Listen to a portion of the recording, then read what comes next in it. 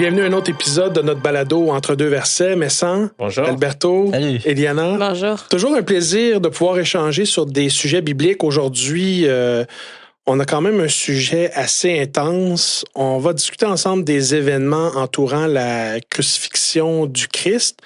Puis je pense qu'à travers les différents événements qui sont relatés dans les Écritures, il y a des choses intéressantes à relever et à discuter. Pour commencer, peut-être qu'on pourrait aller tout de suite vers un texte dans la Bible. Évidemment, là, on se trouve dans l'Évangile de Matthieu, le chapitre 27, les versets 32 à 56. Mais le verset sur lequel j'aimerais qu'on s'arrête, c'est le verset 50. Et après quoi, Messan, je te demanderais peut-être de nous donner un peu une mise en contexte là, de qu'est-ce qui se passe autour là, de la crucifixion, là, des événements là, précédant la crucifixion du Christ. Eliana, je ne sais pas si tu as le texte sous les yeux. Tu pourrais-tu nous le lire, s'il vous plaît? Oui, donc verset 50 du chapitre 27. Jésus poussa de nouveau un cri d'une voix forte et rendit l'esprit.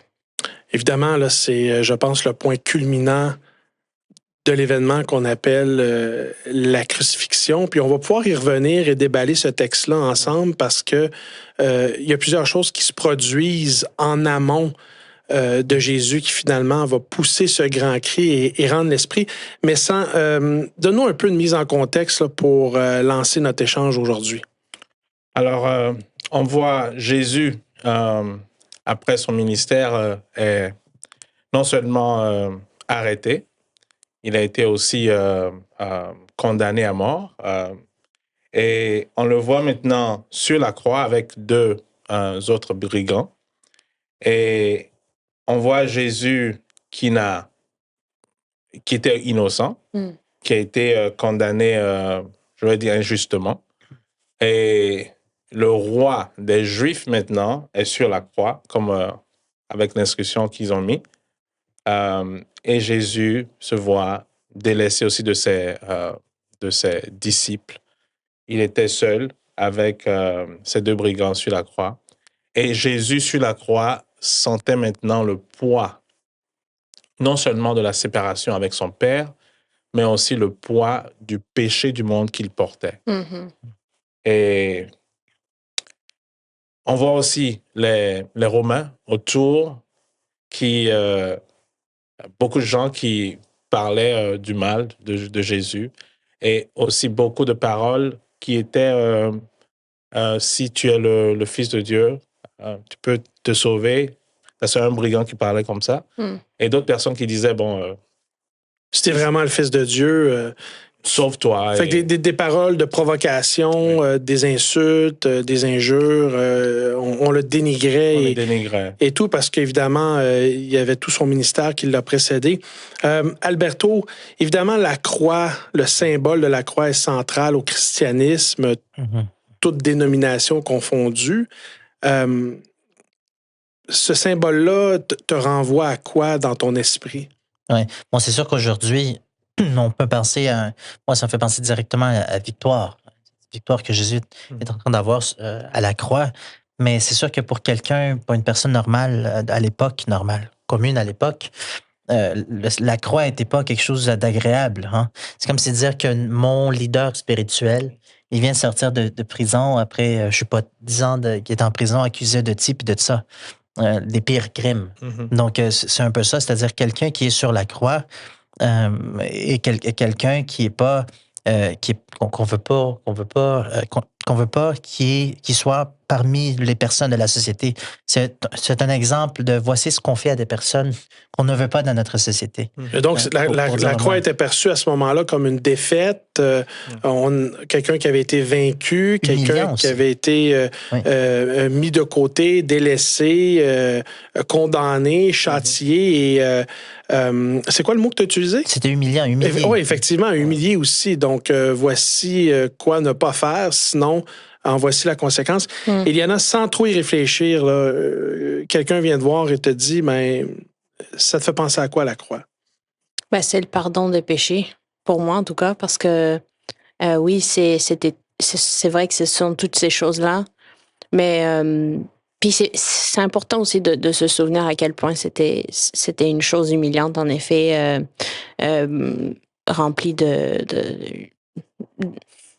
ça, c'est-à-dire, c'était pas positif du tout, là. C'était une chose négative dans ce sens-là, mais le positif dans tout ça, pour moi, en tout cas, c'est le pardon, c'est la victoire sur le péché, c'est le rétablissement aussi de ce qui aurait dû être, hein, entre Dieu et l'humanité.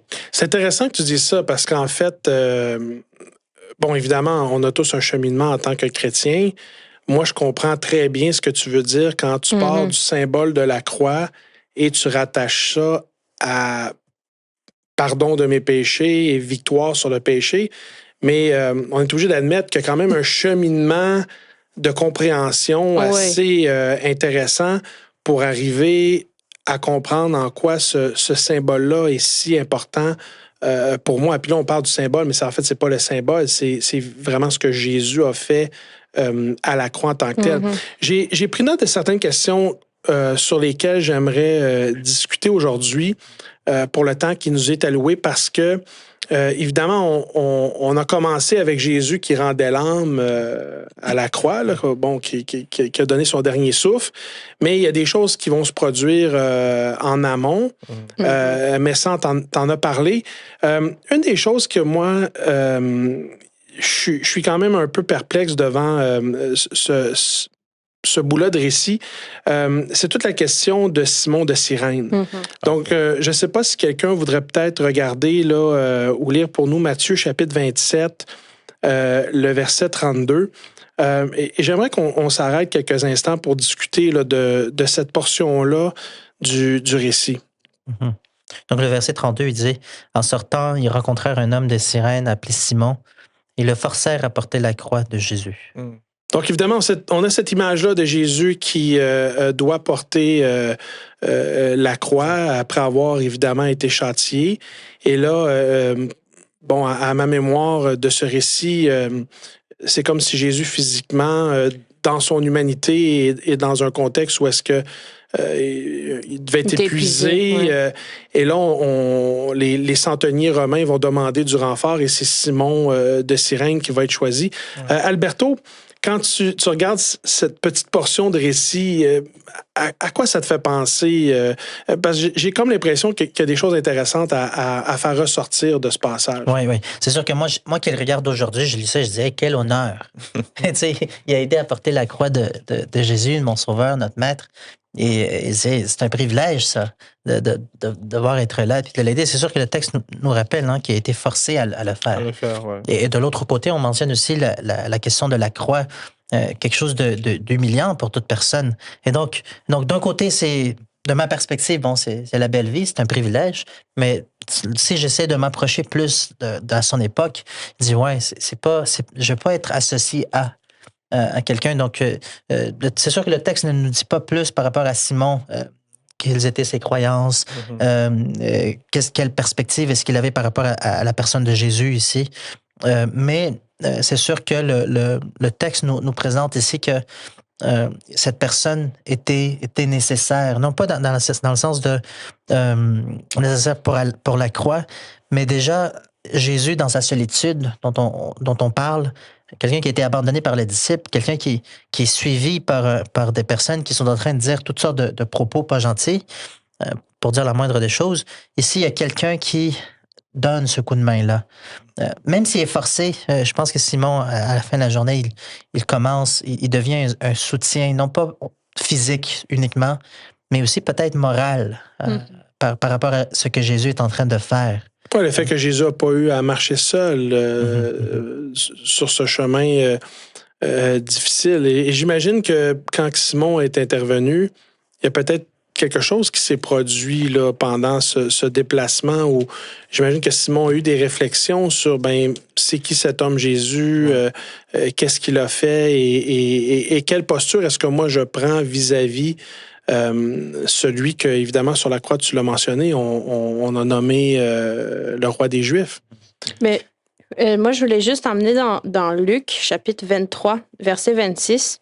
Si on va lire, on peut même avoir un peu plus de détails à propos de lui, parce qu'ils disent « Comme ils l'ont mené, ils prirent un certain Simon de Cyrène qui revenait des champs, et ils le chargèrent de la croix pour qu'il la porte derrière Jésus. Donc, on voit que c'était un homme normal. Le commun des mortels. C'est ça, qui se préoccupait de ses affaires. Il revenait de son champ, des champs. Puis, on l'a arrêté au passage pour faire ça.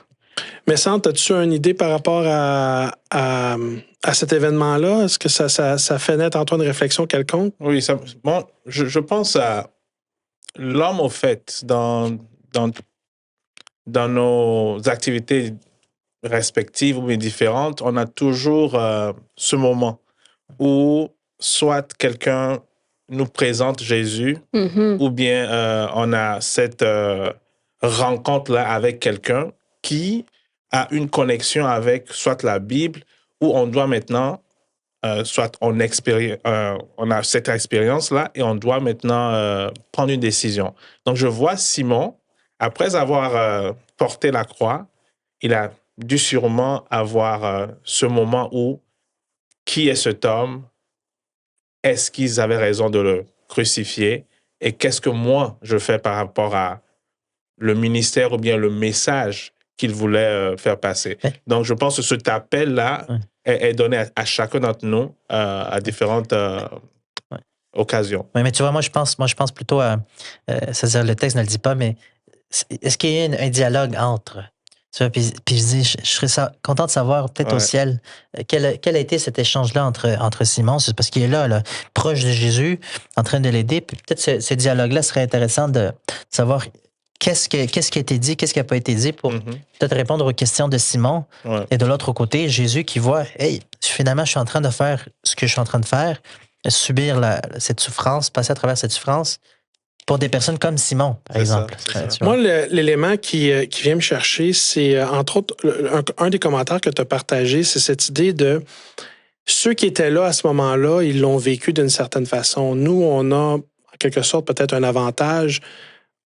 On lit ce récit-là aujourd'hui après avoir rencontré Dieu, dans mon cas, alors que j'ai déjà une relation de foi avec Dieu.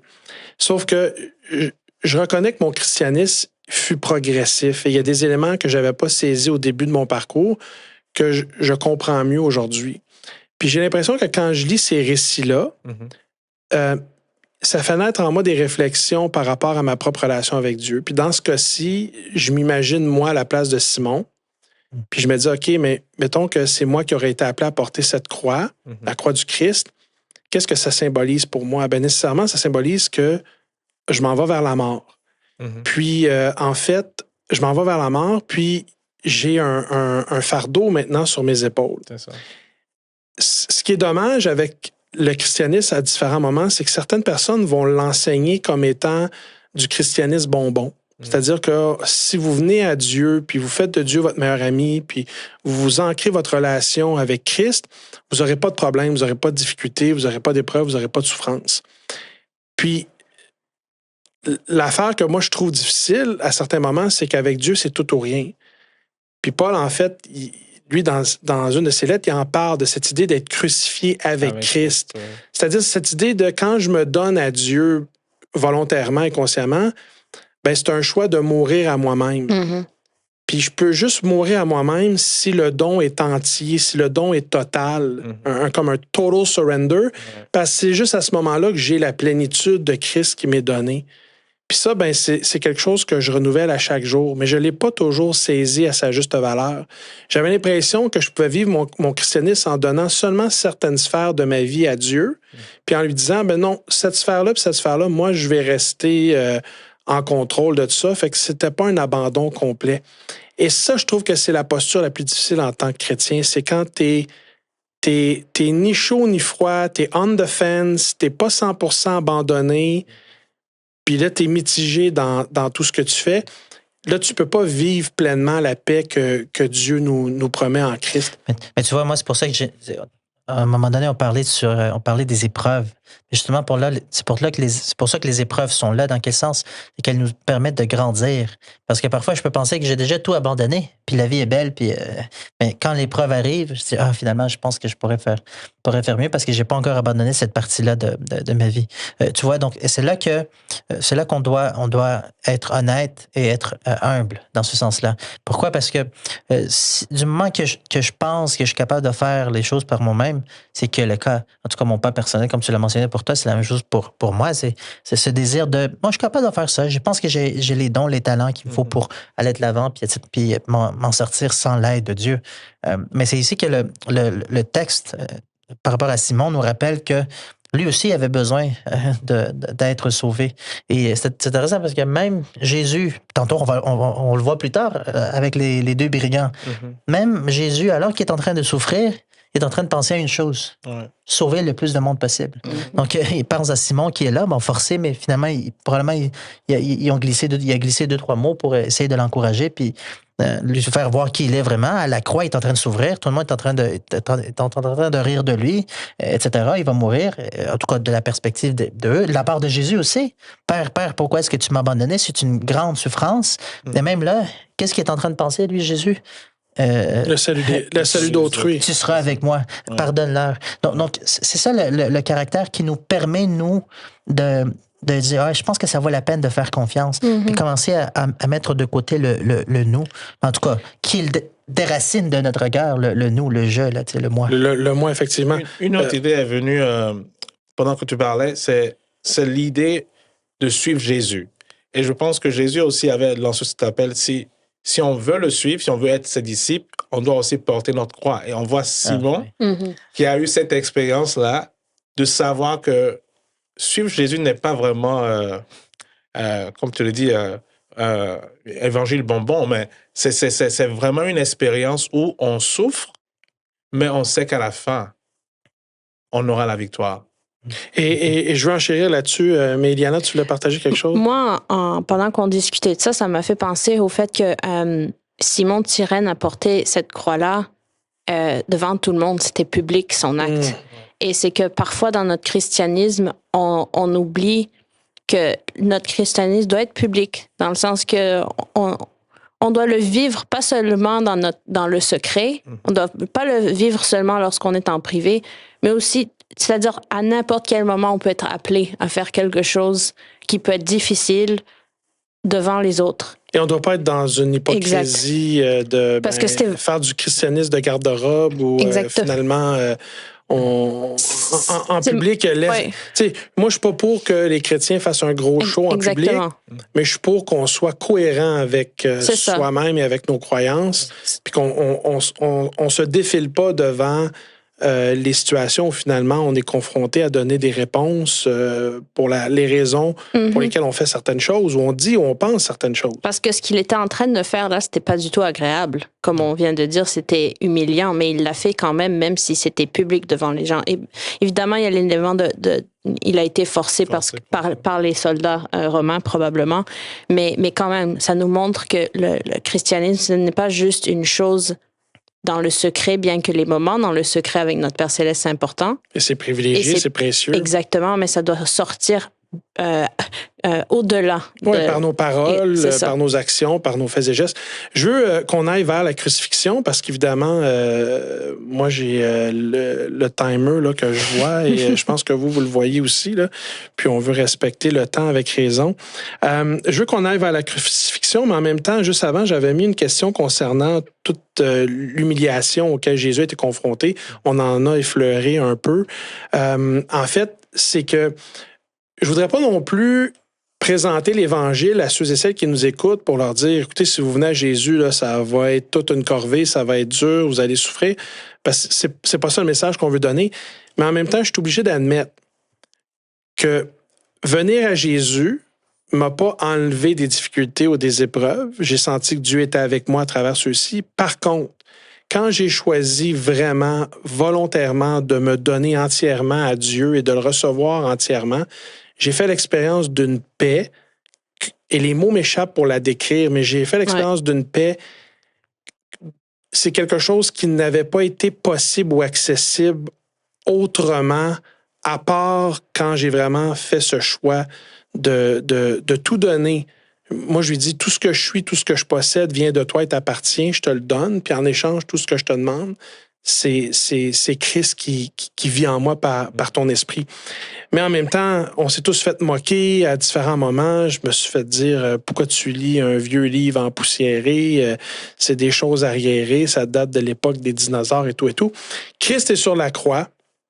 Il est en train de se faire crucifier. Puis, en fait, je voudrais qu'on aille lire le passage qui va être la pierre angulaire de notre échange. Là. Matthieu, chapitre 27, le verset 46. Message, je ne sais pas si toi, tu l'as sous les yeux. Matthieu, chapitre 27, oui, le verset 46. Puis, Alberto, je vais te demander là, de prendre la balle au bon puis de répondre ou de commenter sur cette lecture, si ça te dit. Alors, Matthieu 27, verset 46 nous dit, « Et vers la 9e heure, Jésus s'écria d'une voix forte, « Élie, Élie, lama sabachthani » c'est-à-dire, mon Dieu, pourquoi m'as-tu abandonné? Mm-hmm. Oui, moi, je voudrais juste dire directement, ça, c'est le cri que Jésus pousse sur la croix, qui est vrai. Jésus se sent abandonné. Et puis, je devrais dire, Jésus est abandonné à la croix. Et ça, c'est, petite parenthèse, c'est Jésus qui a toujours été avec son Père. Abandonné ou séparé? Les deux. En tout cas, pour moi, ça serait la même chose, être séparé. Pas rejeté. C'est ça, pas rejeté dans le sens... Non, mais faut dire que Jésus porte sur lui le péché du monde. Le péché cause séparation avec Dieu. Mm-hmm. Oui, c'est vrai. Et c'est ça le mystère que parfois, on pourrait prendre ici des heures et des heures à aborder. Comment ça se fait, Jésus étant Dieu, il est séparé de Dieu le Père. Et ça, c'est d'un côté d'un mystère, mais en même temps, c'est à ce moment-là que l'on voit qu'est-ce que Dieu a voulu faire, ce par quoi Dieu est passé pour nous sauver. Autrement dit, c'est le seul moment de toute l'histoire, de toute l'éternité dans lequel, dans cette Dieu Trinité, Dieu Père, Dieu le Fils, Dieu le Saint-Esprit, il y a eu une personne de la Trinité qui n'était pas présente. Et ça, c'est Jésus. C'est seul. Là. C'est juste à ce week-end-là. Là. C'est vendredi soir jusqu'à dimanche matin qu'il va ressusciter que cela est arrivé. Et ça déchire le cœur. C'est-à-dire, imaginez, pour l'éternité, il était avec le Père, il était avec le Saint-Esprit. Et à ce moment-là, il ne le sent plus. Il ne sent plus sa présence. Il ne sent plus son support, pour le dire ainsi. C'est pour ça que quand il dit ici, Père, pourquoi est-ce que tu m'as abandonné? C'est réel, c'est vrai. Ouais, son cœur est déchiré. Il est déchiré physiquement par ce qu'il vit, mais aussi à l'intérieur. C'est-à-dire la séparation, elle est tellement réelle. Et malgré tout cela, moi, ce que j'apprends, je vais extraire de ça, c'est que Jésus a été séparé de son Père pour pas que moi, j'ai à être séparé de lui. C'est ça. Autrement dit, il a vécu cette séparation ou l'abandon, un des deux mots, pour que moi, je ne le sois pas du Père. De sorte que quand moi, je vais crier « Père, Père », je sais qu'il y aura toujours quelqu'un là, qu'il n'y a personne qui m'abandonnera ou personne qui... Je ne serai pas seul, autrement dit, comme lui, il a été sur la croix. Et ça, ça a beaucoup de puissance pour moi. Ça me montre l'amour que Dieu a pour nous. Eliana, quand tu écoutes Alberto répondre à cette question par rapport à Jésus qui s'écrit « Pourquoi m'as-tu abandonné », c'est quoi qui te vient en tête? Ben, c'est que j'étais en train de penser un petit peu plus tôt, justement, dans Jean, on peut lire au verset, c'est-à-dire au chapitre 19, verset 25, on voit, je vais faire un résumé, mais il y a cette partie qu'on n'a pas dans tous les évangiles où il voit sa mère proche de lui et malgré le fait qu'il va être ou qu'il est sur le point ou qu'il est présentement abandonné du Père, si on peut le dire ainsi, lui, il s'assure que sa mère va être, quelqu'un va pourvoir pour elle parce qu'il demande à un de ses disciples de prendre soin d'elle après son départ, après sa mort. Puis ça nous montre à quel point, même sur la croix, en train de souffrir, il pensait encore aux autres, il pensait encore à leur bien-être. Exactement. Il pensait encore à sa mère, il pensait aux autres. Comme on a dit, il pardonne le brigand à côté de lui, il lui dit, il lui assure la vie éternelle. Moi, ça devient, j'ai plus de paroles quand quand je lis ça parce qu'on voit, même dans la souffrance injuste, parce que c'était pas juste une souffrance, c'était pas une souffrance justifiée, mais malgré ça, en plus de ça, il s'occupe de ceux qui sont autour de lui. C'est ça, dans l'amour tous de les Dieu sens. est toujours tourné vers autrui. En même temps, quand Jésus meurt sur la croix, et vit cette séparation avec son Père parce que maintenant le péché de l'humanité est déposé sur lui et donc Dieu, le Père, se sépare pour que Christ puisse porter le Dieu de ce péché sur lui. Le récit nous dit que dans le temple, le voile qui sépare le lieu saint du lieu très saint va se déchirer de haut en bas, donc sans une intervention de main d'homme. Mais pour toi, c'est quoi le symbole en quelques mots, alors qu'il nous reste à peu près 3 minutes? Le symbole là-bas, c'est que grâce au sacrifice de Christ sur la croix, maintenant, l'homme a un accès direct vers le trône. Parce il n'y a plus cette séparation. Il n'y a plus cette séparation parce qu'avant, c'était le souverain sacrificateur qui allait dans le lieu très saint pour intercéder pour les péchés des autres. Donc maintenant, grâce au sacrifice de Christ, nous pouvons aller directement demander pardon à Dieu. On n'a plus besoin d'un médiateur, humain pour le faire. On peut aller directement au trône de grâce. Et donc, la Bible nous dit que Dieu a donné sa vie pour nous, donc pour nous racheter, pour nous réconcilier avec Dieu, pour qu'on soit avec lui pendant l'éternité, si on veut bien accepter ce cadeau, ce don qui nous est fait par Christ à la croix. Un dernier tour de table, Eliana, je pense que je commencerai avec toi. Quand tu regardes ce qui s'est passé à la croix, quel aspect du caractère de Dieu est-ce que tu penses est révélé? L'amour, bien sûr. L'amour, mais l'amour, évidemment, ça a beaucoup de facettes différentes. Je pense que dans un sens, c'est un peu la patience avec nous parce que quand on pense à la croix, combien de fois est-ce qu'on fait quelque chose de mal et on demande pardon et on recommence à nouveau. Et lui, il a subi ça pour nous. Mais la patience qu'il a avec nous, il continue, il est toujours là pour nous pardonner. Et ça me donne envie, justement, encore plus de changer. Ouais. Et aussi de continuer de persévérer dans ta relation avec lui. Ouais. Il nous reste moins d'une minute, Alberto. La croix, quel aspect du caractère de Dieu est-ce que tu penses être révélé alors qu'on a nommé... l'amour, là, c'était pas mal le comble des réponses. Là. Si vous vouliez dire ça, oubliez ça. Là. Eliana vous a volé cette réponse. En fait, moi, je voulais juste dire, il y a John Piper, un prédicateur populaire, qui a écrit un livre. Il mentionnait une 50aine de raisons pour lesquelles Jésus est mort sur la croix. Moi, ce à quoi je pense, évidemment, à part l'amour, c'est la justice de Dieu. Rapidement, qu'est-ce que je veux dire par là, c'est que qui a tué Jésus en fin de compte? C'était pas les soldats romains, c'était pas les Juifs. Finalement, c'est nous. C'est mon péché. Donc, et donc ça fait preuve de la justice de Dieu, mais évidemment, l'amour de Dieu. Et donc, que Dieu prenne sur lui cette responsabilité. Quelques secondes, mais sans... qu'est-ce que la croix révèle du caractère de Dieu pour toi? Du caractère de Dieu, je pense qu'ils l'ont dit, mais Dieu nous aime tant qu'il n'a pas... il n'a pas gardé quelque chose pour lui, il a vraiment tout donné. Oui, il a sacrifié son fils pour nous. Et ça démontre qu'il veut vraiment être avec nous dans l'éternité. Il a donné tout ce qu'il pouvait donner pour nous racheter. Merci pour le temps que vous avez passé avec nous aujourd'hui pour cet échange et au plaisir de se retrouver pour un autre épisode de Entre deux versets. À la prochaine. À la prochaine.